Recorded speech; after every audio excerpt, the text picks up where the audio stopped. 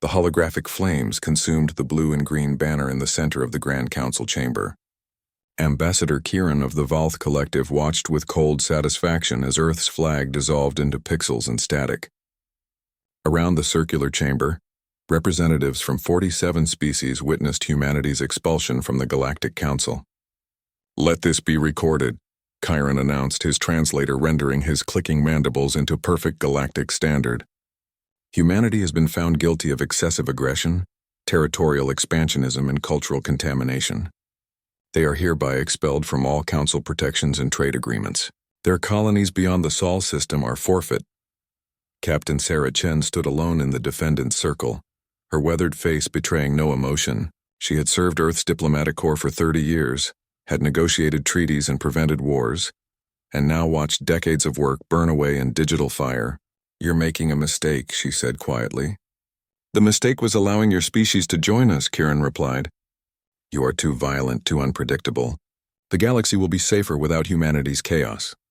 Sarah turned and walked out without another word. The heavy doors of the council chamber sealed behind her with a hydraulic hiss that sounded like the closing of a tomb. 3 months later, Kieran received the first reports from the Outer Rim. "Impossible," he muttered, studying the intelligence brief on his datapad. "The humans had only 17 colony worlds. How can they be operating a fleet?" His aide, a nervous Prelian named Tix, shuffled his 4 feet anxiously. "The report comes from multiple sources, Counselor. The humans in the Outer Rim territories didn't return to Earth. They've organized. Organized into what? They're calling themselves the Free Terran Alliance." Kieran threw the datapad across his office. The Council had been very clear. Without Earth's protection, the scattered human colonies would either submit to nearby Council species or perish. They were too few, too isolated, too dependent on Council trade routes. But humans, it seemed, hadn't read the script. Commander Marcus Webb stood on the bridge of the Defiant Spirit, a retrofitted mining hauler that now bristled with improvised weapons. Around him, holographic displays showed 16 other ships, freighters, colony transports, even an old corporate yacht, all converted into a ragtag fleet. "Status report," Marcus ordered.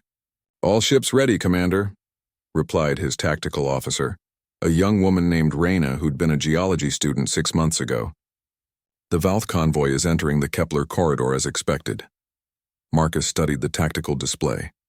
The Valth Collective had wasted no time claiming the 3 human colonies in Sector 7. Now they were shipping the colonists back to Earth in cargo holds, treating them like refugees in their own homes. That ended today. All ships power up weapons. Time to remind the galaxy what humanity means. The Valth convoy never saw them coming. The human ships burst from the asteroid field like vengeful ghosts, their crude weapons tearing through shields designed for diplomatic disputes, not war. The escort ships scattered, and within 20 minutes the convoy had surrendered. Marcus opened a channel to the lead Valth transport. "Release the colonists. All of them." "You have 5 minutes. You cannot do this," the Valth captain protested. "The Council has ruled." "The Council burned our flag," Marcus interrupted. "They have no authority over us anymore." 4 minutes, 30 seconds, the colonists were released. As the empty Valth convoy limped away, Marcus broadcast a message across all frequencies, knowing every Council species would intercept it. "This is Commander Marcus Webb of the Free Terran Alliance. You thought expelling us would erase us. You thought without Earth's protection we would fade into the dark. You were wrong." He paused, then continued with steel in his voice. "We are the ones who left Earth looking for something better. We are the miners who extract resources from hellworlds. We are the engineers who keep stations running in the void. We are the colonists who turned barren rocks into homes. And we are done asking for your permission to exist."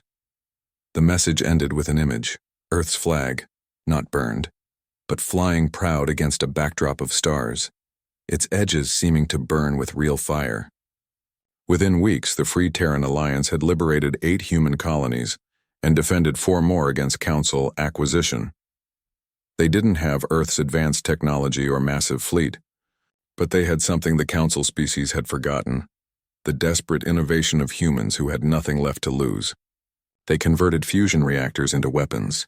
They used mining charges as improvised missiles. They laid traps in asteroid fields and ambushed Council ships in nebulae, where sensors didn't work. Every battle was won by human ingenuity, determination, and the refusal to accept defeat. Chiron watched his carefully ordered galaxy descend into chaos. Other species began questioning the Council's authority. If the humans could defy them, why not others?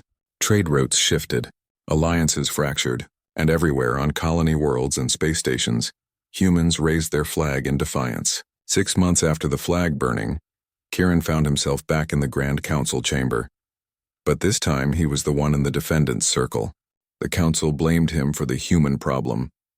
"You told us they would collapse," the Council speaker accused. "Instead, they've inspired a dozen independence movements across the rim." Chiron had no defense. He had underestimated humanity's single most defining trait, their absolute refusal to quit no matter the odds.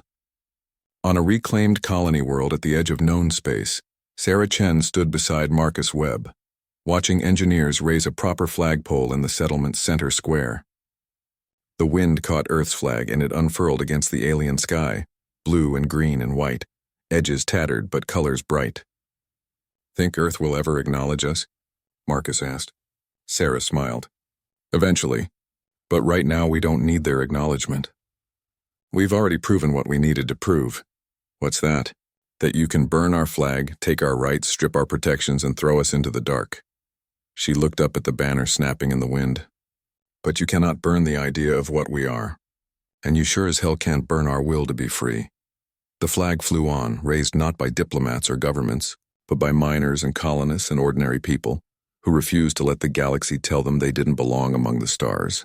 The Council had burned Earth's flag in ceremony and contempt. The Outer Rim had raised it again in fire and defiance.